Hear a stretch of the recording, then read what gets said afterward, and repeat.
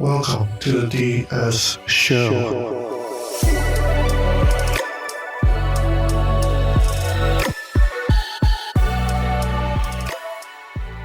Hello, everyone, and welcome back to the DS Show. I'm joined by a good friend. He is the current principal product manager at Kaleidoscope. You may know him from some of his previous work during his time with Anaplan, including being the author of the Planual. I'm joined by my good friend, David Smith. Thanks for coming on the show, David. Thank you. First time Yes. appearance on this show. Yes, looking forward to this conversation. I know we've been chatting back and forth a little bit over the past few weeks, and I think today we really wanted to focus on pre-sales, sales, just kind of that whole arena.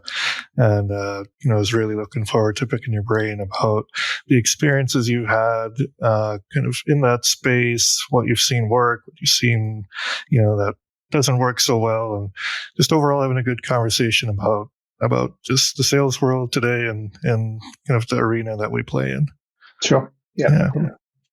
So I guess to kick us off, I think maybe just a simple question, but sometimes I know there's companies out there that perhaps don't necessarily get this right off the bat, is why do you actually need a sales org and like a pre-sales org from companies that are looking to sell an FP&A oriented product?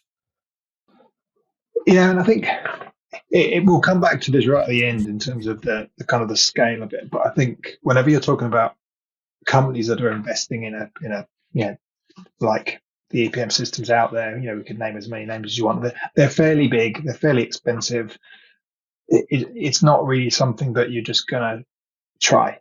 I mean, and their business models are not set up for you to just free trials. I think it's not common in that area. We obviously see that in lots of other smaller scale stuff, which is when we come back to at the end. But so it's unlikely you're just going to be able to, in your business, with all of your security protocols and all of the rest of the stuff in your IT systems, to be able to just go, yeah, I'm going to download what I want and just try something. So you're not really going to be able to do that yourself anyway. So you are going to need some form of introduction to these software sort of options that you have. And also, there's not one size fits all. There's a ton of these things out there. How are you going to pick the right one? It's like anything. If you're going to buy a car, you don't just go on reviews. You don't just pick one thing. You're going to go on to have a look at some things. You maybe want to sit in it, drive it, etc., etc. You can take some risks in some areas, and there's different business models now. On the cars one, for example, you can buy cars on the internet and try it for 30 days and send it back.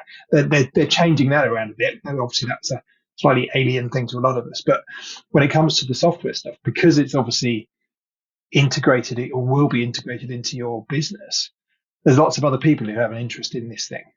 Yeah, so you've got all your, you will have your legals and your procurement and your finance side of things in terms of making sure that the paying, the good trusted company, everything else from all your customer service, anything else to do with your business is going to impact it. So they're going to have their stakeholders in this as well in some degree.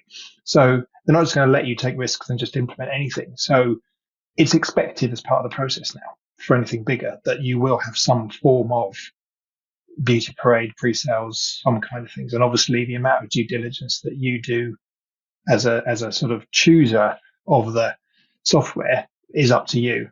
There's lots of people will have it. Procurement will really take the lead. Sometimes the business takes the lead and involves procurement. I mean, sort of tender documents, if you've ever seen them, they can be pretty lightweight or they can be a complete Bible of all sorts of stuff. You've got to tick the boxes on as to does it do this, does it do that? And we'll come on to why that's a challenge later on. But I think the other thing is you're obviously trying to do this for a reason, as to change something or try something new. So there's a reason, and there'll be capabilities or challenges you're trying to overcome. And so that's the kind of, okay, does this thing do that? Does it help me with this particular problem? We're trying to change things around. Does it make our process more efficient? Does it solve this particular calculation issue? Whatever it might be, wherever the friction point is, you want to see some indication that this will do that before you just invest all this money and download it and then go, it doesn't actually do that once you've got to a certain point. Because the nature of the businesses is it probably isn't a simple problem to solve. So it's not going to require a quick, it looks like it'll be all right. Yeah, let's go for it. Let's roll that out across the world. No, it's never going to happen, is it? So there's always this kind of level of engagement. Before you even get into kind of across the rest of the world, sort of global type of things, but even in any company, you're going to have some form of, demo of, we'll come on to the types of demo in a minute, but just to see it and go, do I think that's actually going to does that seem like a company I want to work with? Does that seem like a product that fits at this stage, at least to take it to the next level anyway? Yeah, I certainly, agree with a lot of what you said there. And having been on a fair share of those RFPs that come through, those documents can get quite extensive and expansive very quickly. And I know that different kinds of customers also want different scopes within what they're looking for in their first engagement with a salesperson, and eventually when they get to the point where they actually want to see the product. Like for example, I've been in situations too where like I've had to demo an app or an asset that's been pre-built, right? That's more kind of standard. Also had to do more POCs where the customer sends you a file of theirs and they're like, hey, can you do something like this in your tool? And then you have to kind of build it up according to that. Some customers I know actually want to purchase the tool and actually just figure it out themselves. And they want to be able to pitch. Maybe they'll start out with a smaller budget and they'll buy like a certain quantity licenses, and they'll start building and tinkering themselves. Like, what is kind of your observations there as far as just the different types of available options that customers may have? Do you think there's a right way or a better way? I guess, like, what are your thoughts there?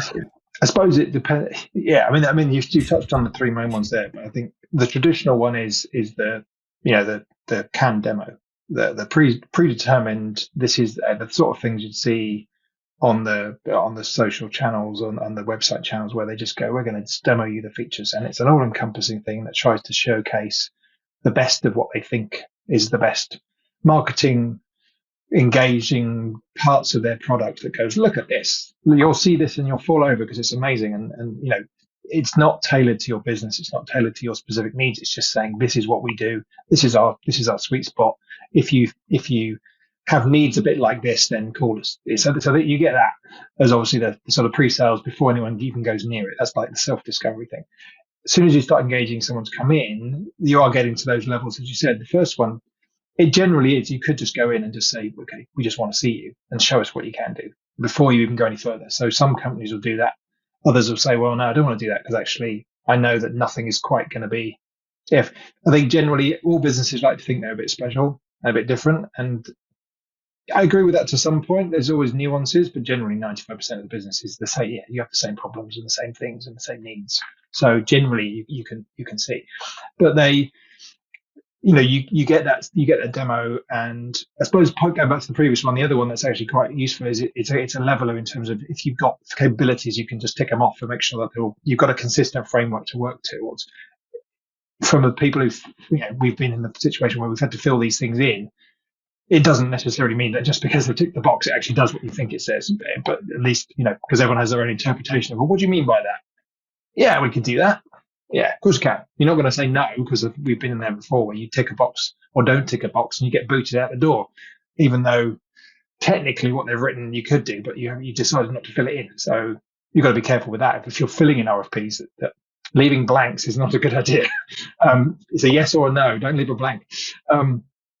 Seriously, we lost one of my previous companies. We lost a deal because we forgot to tick a box. It wasn't that we didn't say yes or no. It wasn't complete, so it got thrown out. It was crazy. Instead of coming back to us going, you've unticked the box, they just didn't even call us back. Yeah, so wonder how you got to be careful. So you go to that demo side of things, but I mean, most companies, it's like that's not going to be enough. They generally want some form of sending the data, and a lot of the good companies, say, well, send us some of the information, send us a snapshot, and we can try and do something with it. And it's really tricky there because you're obviously working a bit in the dark. You're trying to do something.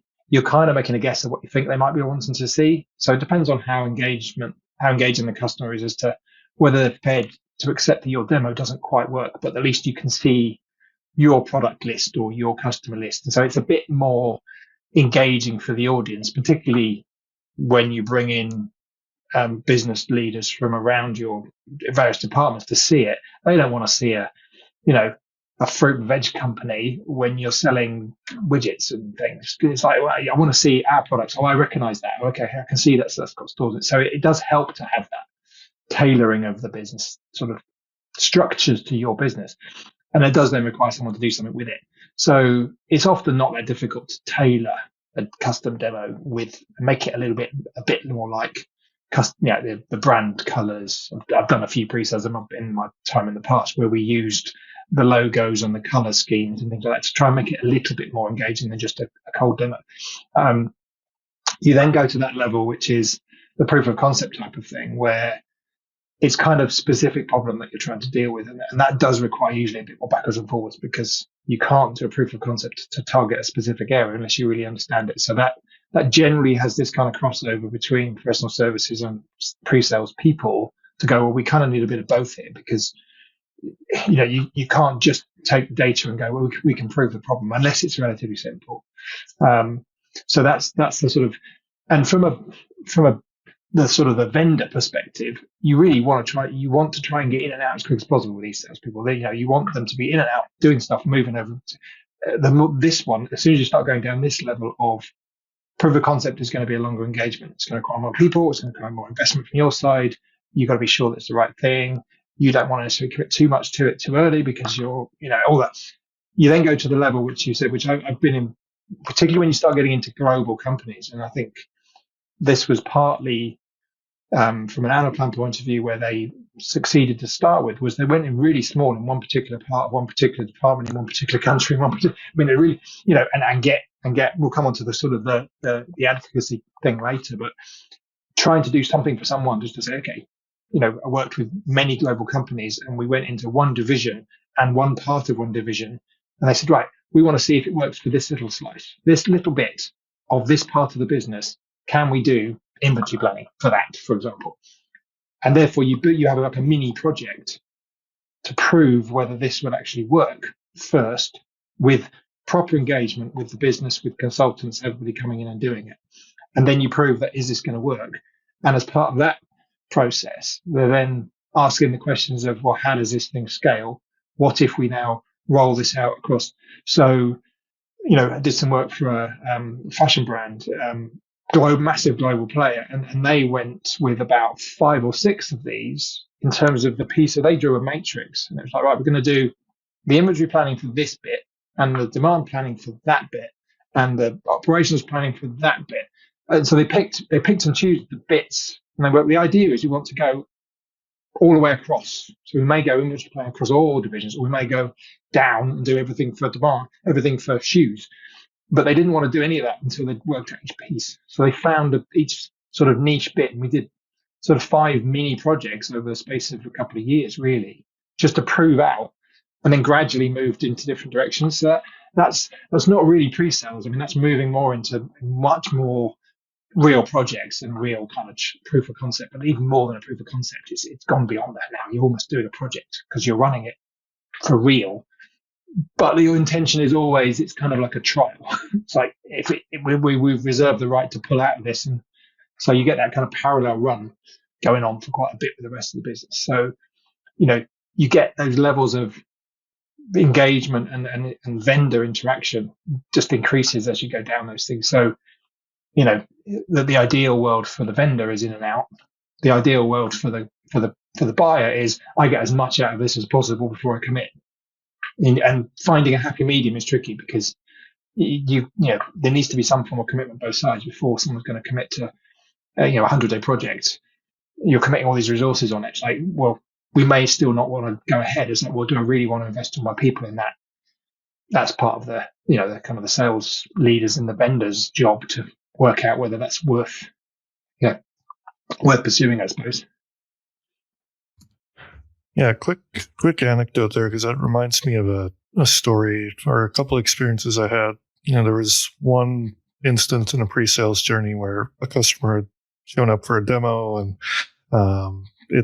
it sounded like they were already convinced they wanted to buy Anaplan at the time, and like they had seen like a friend of theirs had referred it to the chief operating officer, and he'd seen a friend give them a demo, and basically when we did the demo, I showed them like, here's a standard template, standard demo, went through it, like boom, boom, boom, boom, boom, asked no questions. At the end, he's like, take my money, Yeah. basically. And on the flip side, I've also been in situations where, same demo, same, talk track, a little bit nuanced or different for the customer I was speaking with. But it was like 5 minutes in, they're like, nope, I'm out. This isn't it for me. So I guess, to my next question, it's like, how much does the pre-sales person and their skill set and kind of the traits they have, how much does that matter on the customer's purchasing kind of decision versus what the actual customer, is coming in with? Like, are customers already inclined to say yes or no, depending on how they're even entering the conversation?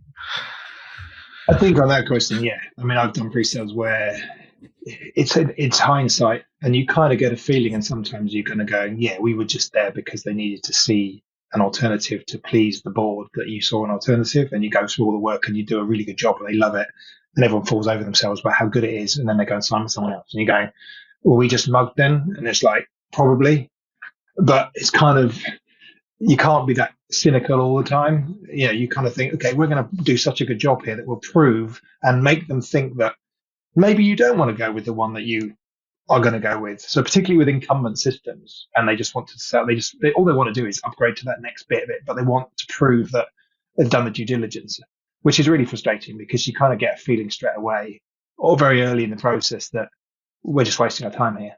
But then your pride kicks in, as I said, and you kind of go, no, we're just going to show them this is way better and try and convince them. And you believe yourself you can, and you do all this, and you go, yeah, that's fun. And then at the end of it, it's like, no, we'll go with them. It's like, okay. But I think, so there is that where they've made their mind up. And actually, you could do the best thing in the world and it's going to make no difference. But I also think it does matter sometimes, particularly if if it's a bad experience. And I've seen my first, going way back, we had some demos from the big companies. I won't name names, and it was awful. I mean, you're going to get technical issues, and everyone knows that. But just things just didn't work, and I'm a nightmare when it comes to these things because I ask all the horrible questions. What about that? What about that? Can you show me how that works? Oh, well, no, we can't do that. Well, no, I need you to go under the covers and show me how you did that. Oh, no, that's not possible. And depending on how, we'll come on to the skill set in a minute, but if you don't do that very well, you're out because they just go, I don't trust you. You just built that thing pre-canned. It's just hard coded to do what it does. And anyone who's got any sort of insight to these systems goes, yeah, you can make it do anything. And you can fudge the numbers and you can just make the thing look like it's doing anything you want to see just to make them happy. But anyone who's got any sort of sense from the other side goes, okay, change something now then. And if you can't deal with that. So I think a bad demo can definitely put doubts in people's mind, or just kind of go, particularly when it's a collaborative decision, they're going, well, that was awful. So I think when it comes to how you get around that, the pre-sales person, as I said, I've been involved with some really good pre-sales people in the past, as well as I've done a bit of it myself. And you obviously have to be a good model builder of some kind. You've got to be able to build this thing because, as you said before, you don't often have a lot of time. They chuck stuff at you and say, do something with that. Show, here's my data. Make me look, make it look good. Do this. So you've got to be able to build quite quickly. You've also got to be a salesman. You've got to show it. You've got to demo it. You've got to be positive about it. You've got to be able to deal with the selling of the product and the way that you do that, and the excitement that you've got to bring to what you're doing. Because again, nothing worse than someone just clicking a thing with like monotone voice. It's like, you don't even like your product you're demoing me. I mean, you've got to be, the good pre-sales people are just all over. Oh yeah, it's great, and they're just totally passionate about their product because they believe it's the best thing in the world, and they really convince you that you'd be mad to go with anyone else because look what this can do. You want that, even if it's a little bit cheesy. You want that. You want them to be exuding that enthusiasm over. You've also got to be a bit of a politician because, particularly if it's replacing systems that are there and the people that are there don't necessarily want you to be in the room, you're going to be firing all sorts of, can I do that? Can I do that? Why can't I? Oh, that's rubbish. My existing system, Excel does that. Why would I check? You're going to get all those negative stuff. So you've got to be able to handle that in terms of a a kind of change management, conflict, abuse kind of.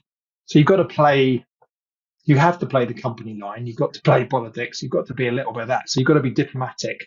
But I also think as well, good pre-sales people are kind of part teacher as well, because they're kind of explaining what they're doing as they're going along, and almost trying to preempt the questions and trying to sort of show how things could be done, to sort of say, look, imagine you were doing this and this is where you go to do that. And look, I'm going to do that now. They are actually okay with asking some questions. And yes, you can't change everything all the time, but good systems will allow you to say, what if I wanted to add a new customer? Okay. If a good pre-sales person would have thought about how they might have done that, and then they will show them, and they'll go under the covers a little bit and go, okay, this isn't an end user experience. This is where the model builder would do it, or whatever the rules may be. And this is how you do it. Make it some shortcuts, etc. But yeah, and so they show that, and then not be scared of that. I've had plenty of pre-sales where nobody would go under the covers. They said, "Oh, well, we can do that, and we'll come back in a week's time." We're like, no, I need to see it now to show me how complex is the thing that, because as I said, half the time doesn't actually exist. It's a front. So there's nothing underneath there for you to look at because they've published it. So, so I think it can make or break things, but also you can come out of the best demo ever and they've already made their mind up, as you said. And, there's one, my first pre-sales one I did at Anaplan, and I still talk to, if you know Jackie Shelton, we still get annoyed whenever we meet about the fact that we lost that one, because we're going, we should have won that one. Because what we did in the time and the feedback from the businesses and the business representations, they were falling over themselves and going, yeah.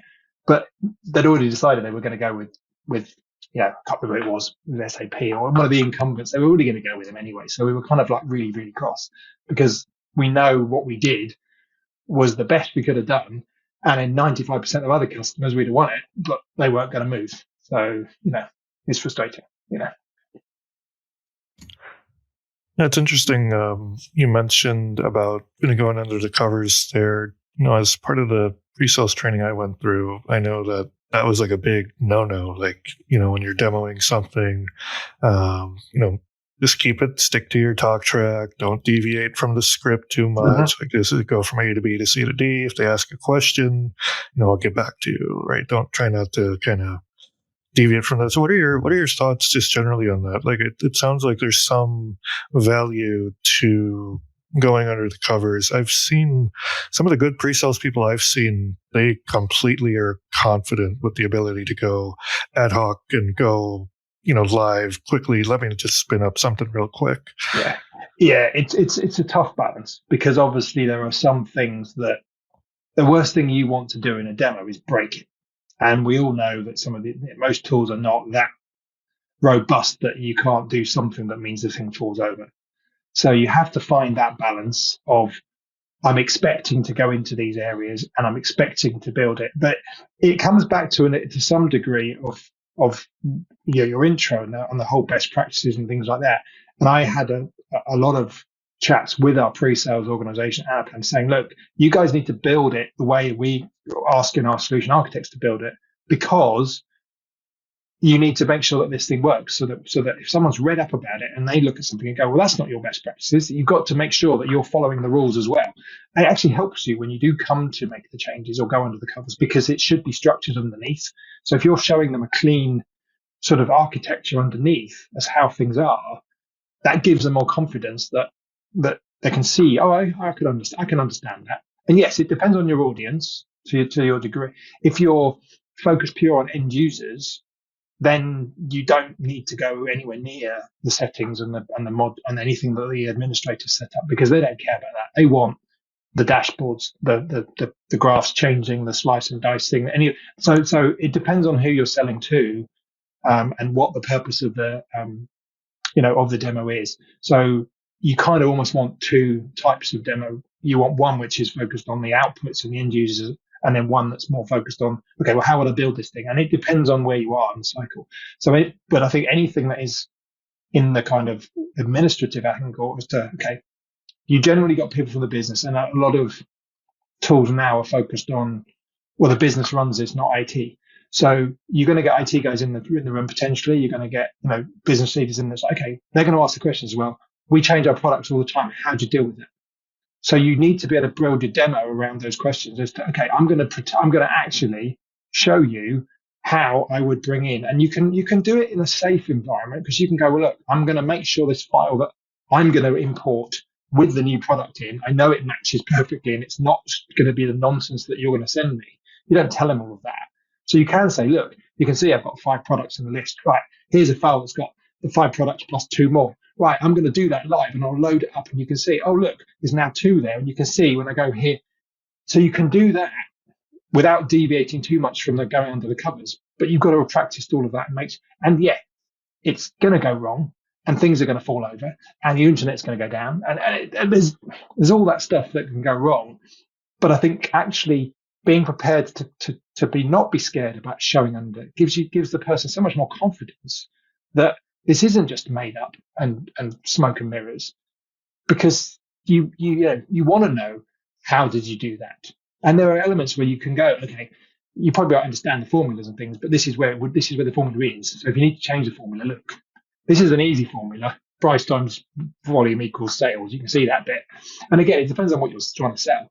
If you're trying to sell really nice front end graphics, visualization and things, you don't need to go too much into the hard coded engineer areas. If you're trying to sell speed and fast calculation engine and all this kind of stuff, then you try and tailor your demo around a bit more of the structure and how you might change structure. So you normally have some feel for what the pain points are, but I definitely think a good demo will at least be open to the options of going a bit further under the covers, But yeah, it's a balance. It really is a balance to make sure you don't go too far and the thing falls down.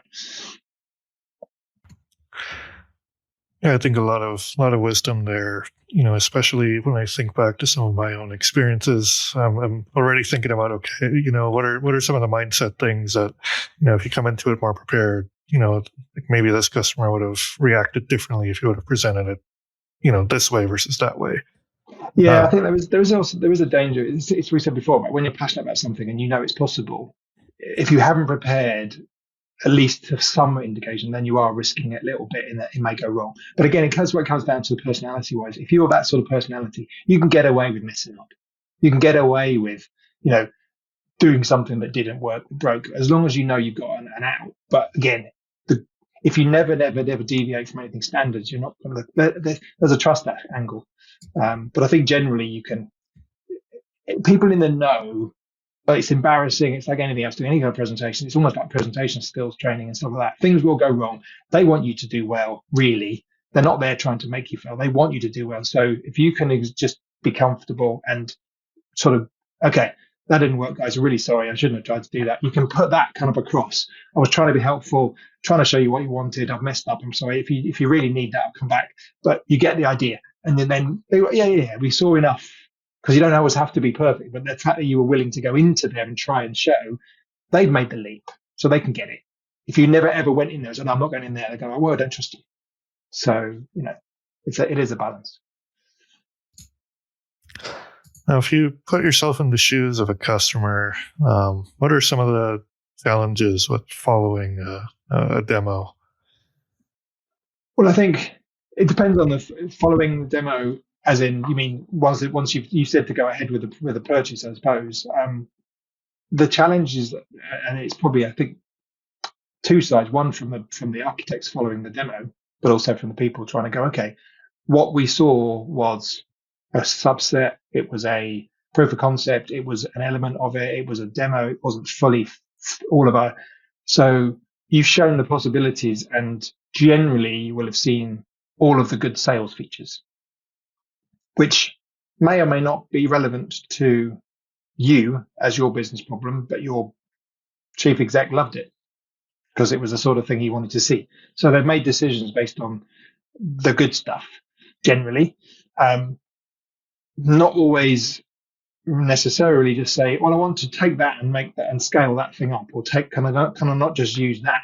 And again, this comes back to where good pre-sales people will communicate that to them, that look, you're not going to take this and evolve it. This is built to do what we're trying to do as a demo. If you want to take this forward, we start again. We may use elements of it. And it's essentially shown them what's possible, because they didn't necessarily know what was possible. They don't know we don't know what you don't know. And they're used to another tool. They're used to spreadsheets. They don't know how to do it outside of a spreadsheet. So they've got their spreadsheet mindset. So there's that general challenge of using a new system. You've got to move from where you are into a new world. So they've got to do that. But you've also got to make sure that they understand that what you saw, it was a proof of a concept. It wasn't the production system. Production system is very different. So you can't just go, well, I want that.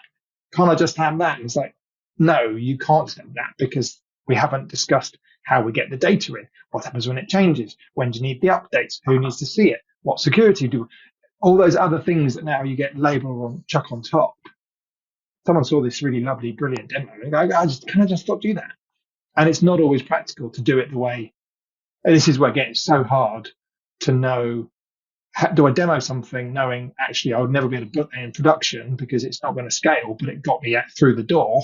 And then, I've been accused of being a liar to my face when the first time I'd met the guy, because he said, your colleague told me I could do this and you're now telling me you can't, therefore you're a liar. And you're like, well, that's a bit harsh, but it was true in the sense of he'd been shown features that were never going to work at the scale that they were looking to work on. And it's like, you immediately have this friction. So it's not a good place. So it is hard because you need to be in the door. And once you're in the door, you can generally make it work and you can get them back on side again. If you'd have told them up front, well, that's never going to work, you wouldn't have even got in the door and you'd be sacked because you'd be a rubbish salesperson.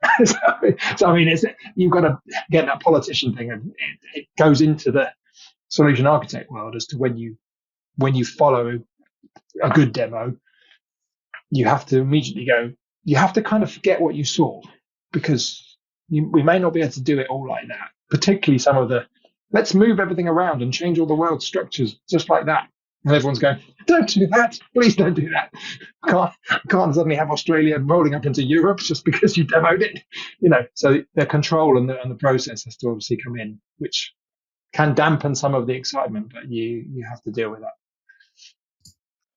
Yeah, this just had me thinking back to my anecdote earlier of that customer that came in. He was like, take my money, and he was already kind of convinced that he wanted to buy this thing. And I just remember when we actually got to the implementation point of it back then, I was like, wait, during the demo, you should, or my friend, they had shown that Anaplan can do this, this, this. Well, it's like, can it do that? And we were like, well, yeah, but it's going to take a little bit to get there. Like it there's a development cycle and, not to get too much into the weeds of it, but, it's something that wasn't a request that could be completed overnight. It was more like, hey, it might take a few weeks to get there. And he was just like, oh, yeah. You can see the disappointment.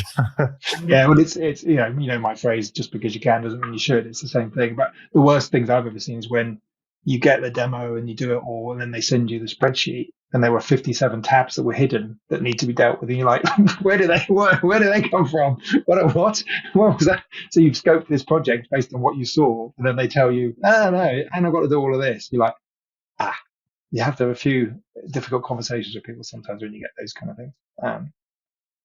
But I mean, I've had the reverse. Where people were desperate for us to go in and we just said, we're not going to be able to do this. It was for an energy company. And they wanted the whole of I think it was the whole of the UK, 30-minute meter readings for all of their customers. And we were just going, we could do this, but we'd have to, and again, and it was just the scaling aspect of it. And it's back to, is this the right fit for what you're trying to do? And Anaplan was not the right fit just because it wasn't designed to do that sort of thing. That was much more sort of production databasey type of structures. It wasn't the strength.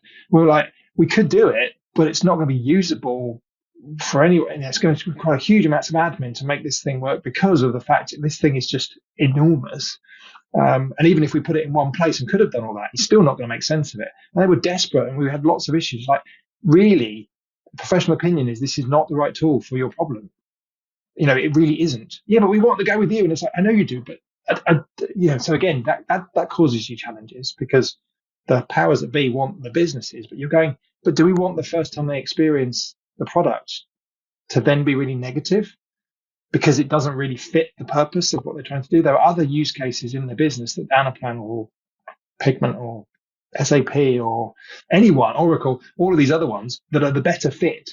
So sometimes you have to kind of go, you know what, this really isn't the right thing for you, because you're not going to be happy once we go down the line. Like you said, you don't want to get to that point where they've spent the money and then go, oh, actually, it doesn't work.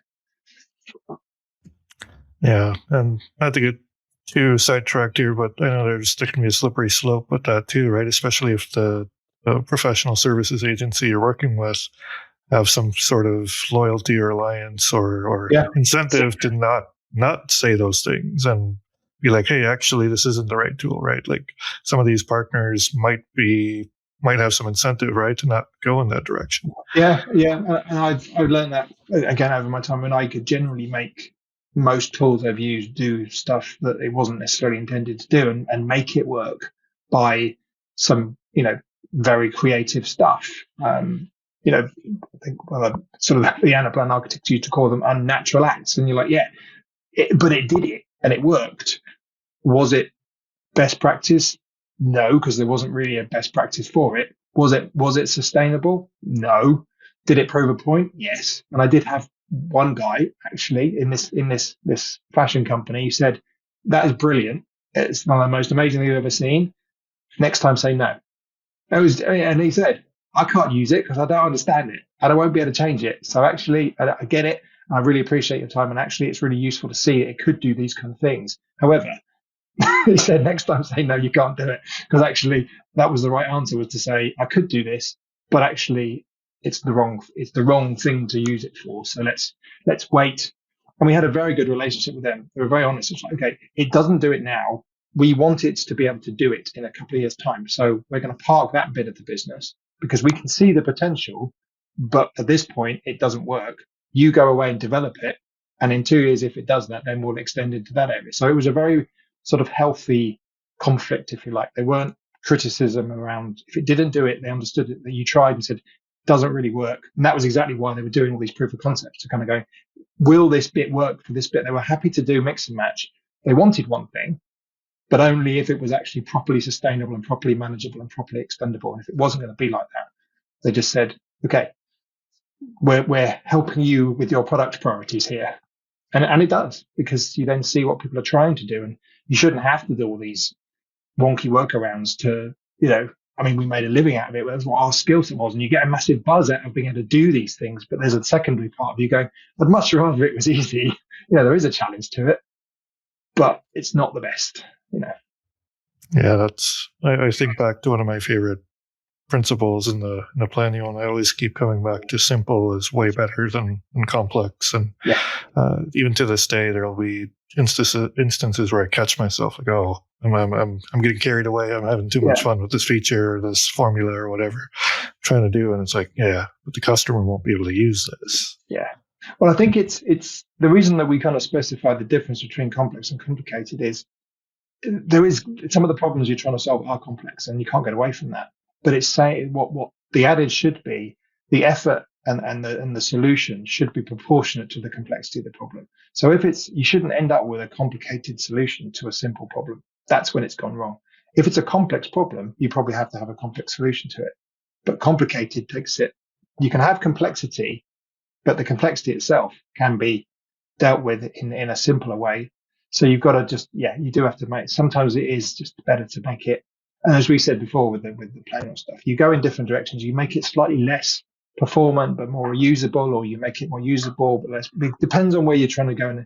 And sometimes the answer is actually don't do it because it's the wrong thing to do, which is the toughest one.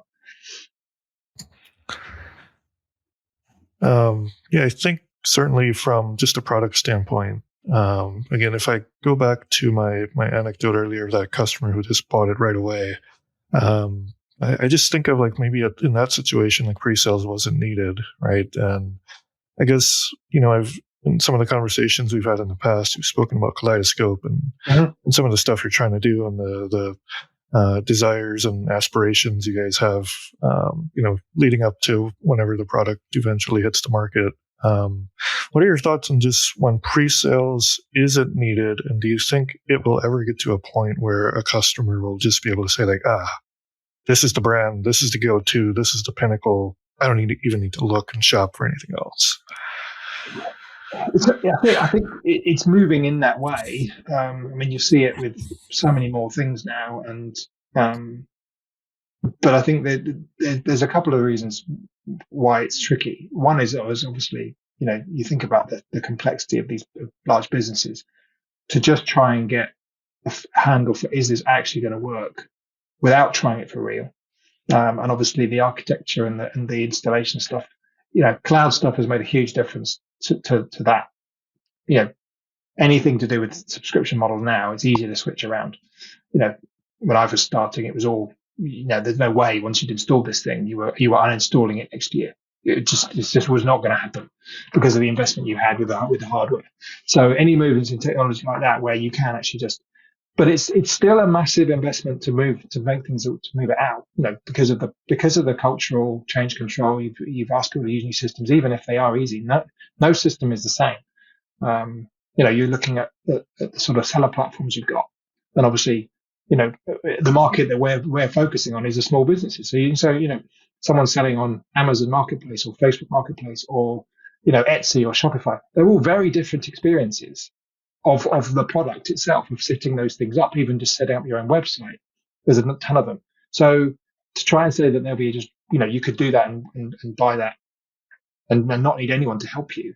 And I think what's happening with pre-sales is you're seeing more content generated from community, and the vendors are less sort of concerned with doing the pre-sales.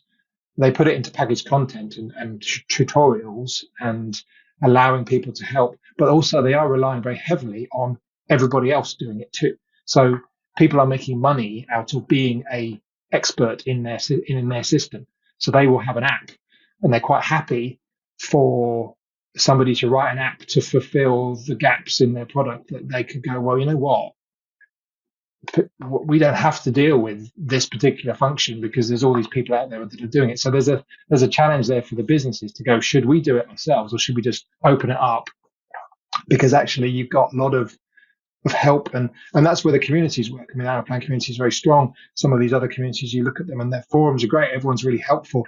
A lot of, that sort of forums get bad press a lot of the time because of the toxicity and the hostility that goes in there. But a lot of the ones around products, people are willing to share, and they're willing to share their experiences and their help. And we're looking now at some of those sort of products where people who are struggling to get the most out of them. There's a ton of people who are writing blogs saying, look, this is how you do it. I've been running a shop for 2 years and this is and they're willing to do that. So the companies don't need to do that. So there's an element of pre-sales there where they're seeing other people do it.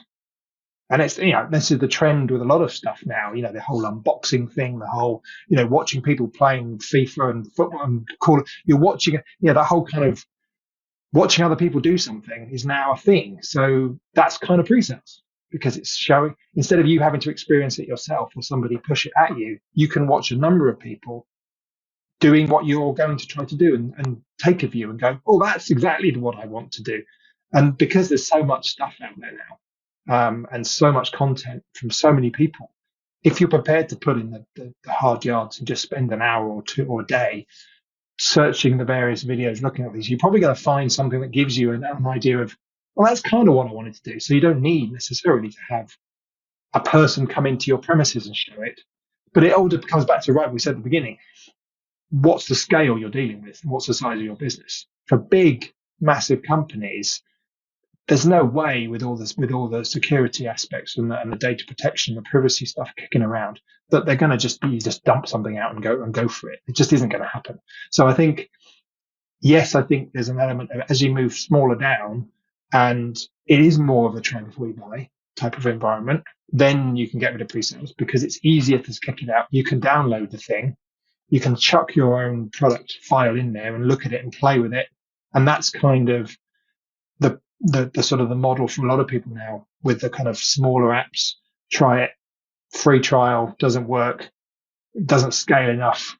Okay, but I've seen, okay, I'll maybe try it for a bit longer. Maybe I'll go to the next tier up. Still doesn't really work. Okay, I've been it and start again. You can do that with the smaller stuff. I think you can do that for more of the ancillary areas, like analysis and particular point things, the fundamentals of your business. If you're manufacturing, you're not going to risk a brand new manufacturing system that controls all your machines and all that kind of stuff on some free trial that you just downloaded. There's too much risk in there. So depends on the area you're looking at. But I think some areas you can get rid of it, and it is kind of like product. They call it product-led growth in some degrees, and it's trying to say, well, if we put things out there and people can look at it and try it and get value quickly, they'll tell someone else that this is really good, and then they'll do the same thing. And then it's not necessarily needing to even be viral, like you've seen some of the things have gone, like Airbnb and people like that have gone mad in terms of the way it's done. But you do want more of that in terms of recommendations, and there is no better selling process than peer level advocacy. Internally, even within the company, we talked earlier about going in small in one area, and then the people within the company. The best demos that I've ever seen were done by customers who were showing it back to their management after we'd had a pre-sales engagement of a proof of concept with them. Because you sit back as the expert and watch them tell the business why this is a really good thing, and it's brilliant because you love it because you don't have to do anything because they're selling it on your behalf, and that's so powerful. The businesses want to hear their people telling them. They don't want an expert, a salesperson, telling them why this is the best thing since sliced bread, because that's your job. These people have used it and going, and it's great. It's so satisfying when you've worked with customers who. So that means you don't need any more pre-sales because they're seeing it for real. But I think if the product is good enough and the thing is good enough, and you get it's really hard to get. But once you start getting this sort of community aspect, and if you look at a lot of the startups that are out there and some companies, they almost advocate trying to build communities before the product's even there to get people talking about it so that when it comes out, and it's really hard to find the right balance because you don't want to put something out until you know that it's the right thing to put out, but you've got to put something out. Otherwise, you're never going to put anything out. So you have to find that space and try to work with customers who are willing to, and again, this is the one, and I'm no expert in this type of marketing, but you can see how it would work where you have these people who are, the whole influence type of thing. It's obviously slightly more specialist in software and this kind of thing, but if you can find somebody who is willing to share their knowledge, willing to say, this is how you should set up your whatever it is, shop online, or, configure your system this way or solve this problem. If you can get them to try your product and they go, this is really good, and then they stick it on their site and they've got 1,000 followers, well, those followers are going to find it. You build your, the app stores, Shopify's got an app store and there's tons of apps that you can just try.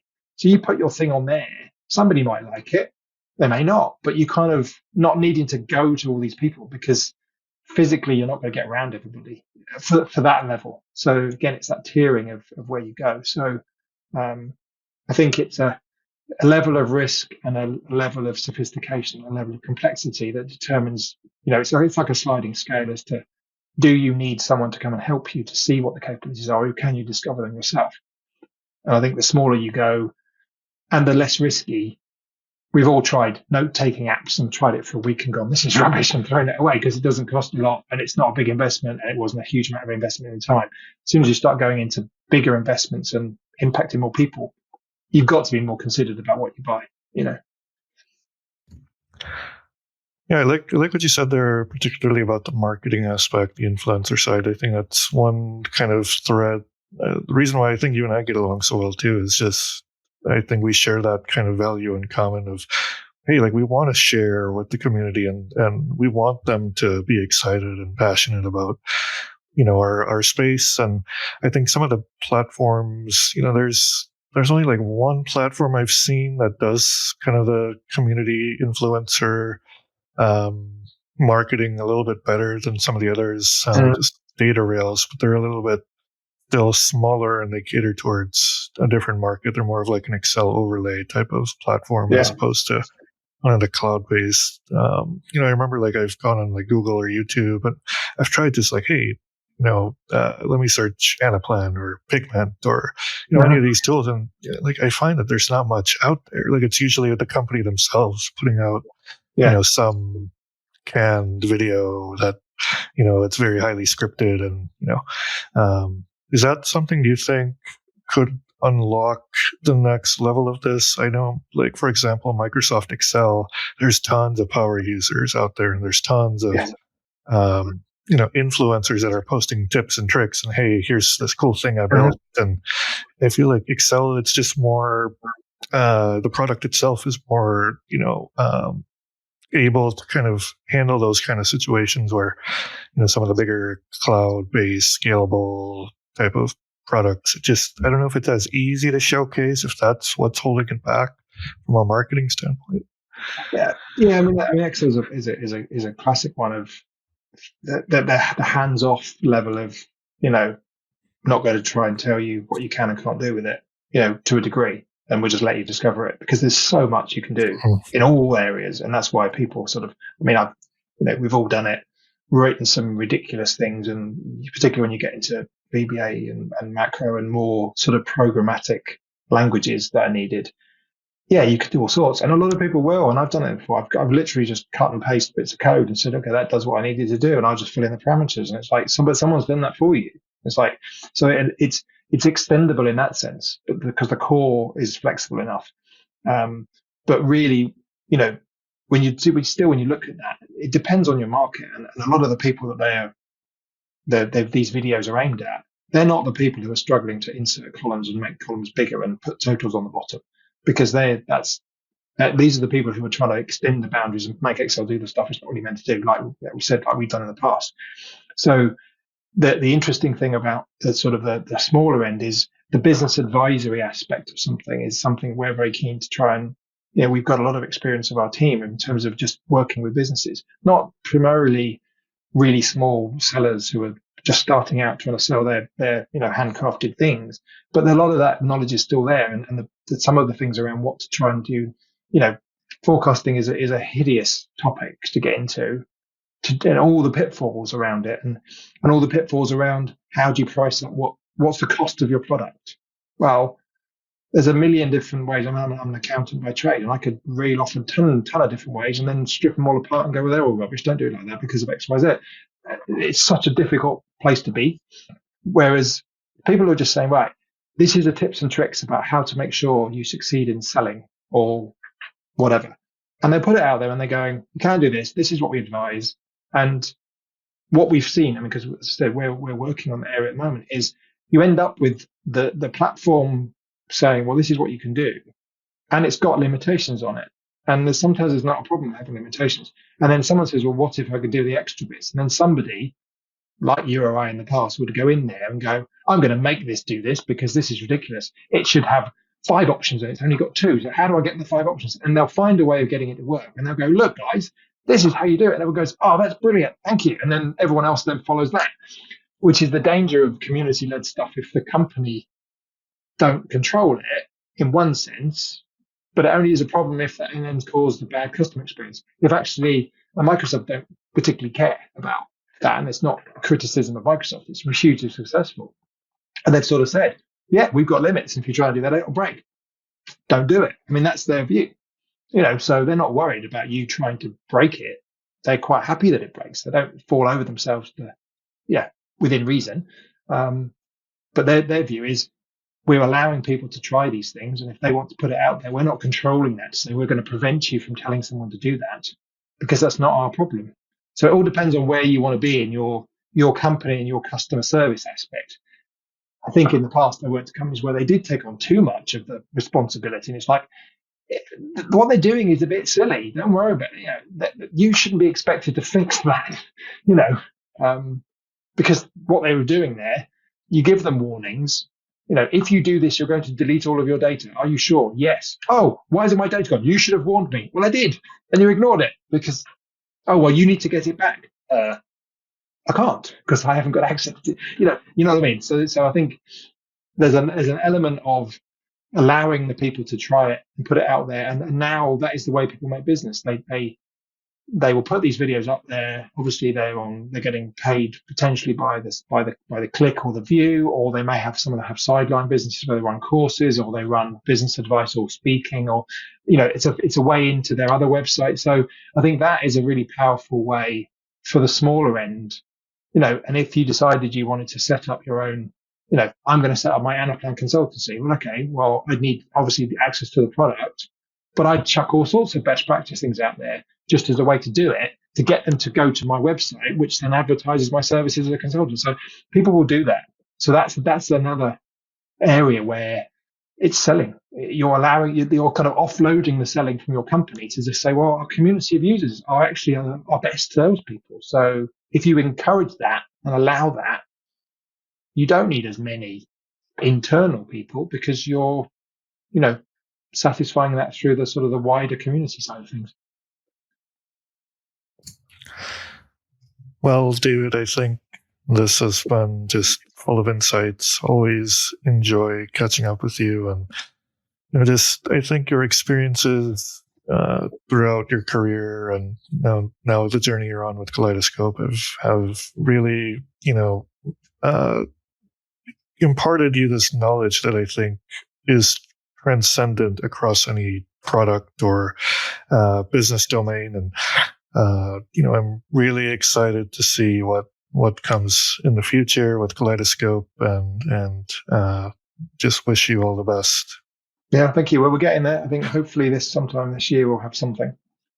Starting very small, but even very small still adds value. Is kind of we can see everything that we know we want to do, which is huge, and it's a long runway of you can't do all of it. You have to start somewhere. So we are going smaller, and we are going, but even within that, there's I think some it's kind of things where you and I and our peers will kind of going, that's really good. But most people just take it for granted. It's like, but actually seeing how difficult it is to do that, because now we're right at the sharp end of knowing that these things that we've asked for years in other tools, you can kind of go, yeah, I can see why that. If you don't do it at the beginning, it's really difficult to get it in. So there's a couple of things we've got in right at the beginning, which will be very useful. And then we're just going to take it from there. And again, try this sort of approach of try it with a few people, and then just take it slowly from there to see where we go next, and let the customers to some degree say, well, how do we prioritize all these other things? Well, let's see what they actually ask for. And it's you've got to be very careful about being led by the customers, totally. But when you've got a ton of things that are all needed, how do you prioritize? It's impossible. So you have to wait for your customers to sort of say, okay, what are you trying to do? Why are you trying to do it? And it's the why thing. It's like, it's why. It's not, I want to sort. It's like, well, why do you want to sort? What are you trying to do? Could what you're trying to do be done in another way if all you're trying to do is find, I want the top 10 bestsellers? Well, that's not really sorting, is it? That's a bestsellers report. So you have to do that digging as to really what the feature is. Is the feature just a crutch for something else? And then you say, well, if we gave you that, would you need to sort? Oh, no, that's what I want. And you're like, okay, right. So we'll build that instead of that, because we've got finite resources and you can't build everything. So, yeah. But yes, exciting stuff this year, hopefully for us. So, just to wrap us up here, is there one thing that really excites you about what's coming up, or anything you've done that you're able to share? Well, one thing that I sort of pressed from the beginning, I always banned the word, was hierarchies. We don't have any. That's the only thing I'm going to say. At the moment, we've tried to get away with saying, well, actually, I don't need them. And I did a lot of research with various people where I sort of said, why do we need them? And I think in our market, because we're not linked into a lot of other source systems that have hierarchies in them, like finance systems or any of those, we can just say, well, you can kind of create your own structures that look hierarchical when you need it, which I think is really cool, because it means you have the flexibility to look at your data in whatever way you want without being enforced. Because we're not in the world of, we don't have the sort of split between administrators and users. It's a user. So a user wants to be able to get the data in and go, I need to just look at this stuff in any way that I feel I want to look at it. Whether we go, that doesn't make any sense. It's like, well, it doesn't matter, because that's the way the user's trying to do it. So we're not imposing structural constraints on the way they want to look at their stuff up front. So it does give them complete flexibility. So yeah, I think that's probably the one thing I can share that, is kind of, that's not IP as such. We just have avoided, I banned the word for 2 years. Like you mentioned the H word. But no, it's good to see it. It's really nice, actually. We did a prototype last year, and it's really nice to actually see something real after a lot of time of theorizing and whiteboards and diagrams and things, to actually see something and be physically using it that we've had a part of building is really satisfying. So, I got a little taste of that with some of the features that we did for Anaplan, but this is different because this is actually, you can go, well, I designed that bit, or I helped my designer put that button there. It's a different place. So it's really good. All right. Well, we'll leave the audience on a bit of a cliffhanger there. And, Yep. I'm sure whenever we catch up next time, we'll be excited to hear a lot more. Yeah. Yeah. Well, it will be nice when something's out there that I can actually show people, because obviously I'm not allowed to show anything to anyone. So. Of course. All right. Well, thanks so much, David, for coming on the show. Really appreciate your time. No problem. Hopefully it was useful to everyone.